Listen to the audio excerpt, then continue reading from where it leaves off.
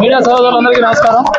పోసాని కృష్ణమూర్తి గారిని మొన్న నైట్ మేము అరెస్ట్ చేసి రాజంపేట సబ్ జైలుకు పంపించడం జరిగింది. ఆ సబ్ జైలు ఈ రోజు మార్నింగ్ అతను కొంత ఏదో అస్వస్థగా ఉంది, కొంచెం కడుపులో అట్లా పెయిన్ గా ఉంది అని చెప్తే దానికి సంబంధించి అతన్ని రాజంపేట ప్రభుత్వ ఆసుపత్రిలో చేర్చి అక్కడి నుంచి ఇక్కడికి కడప రిమ్స్ హాస్పిటల్ నందు వైద్య పరీక్షలన్నీ కూడా నిర్వహించడం జరిగింది.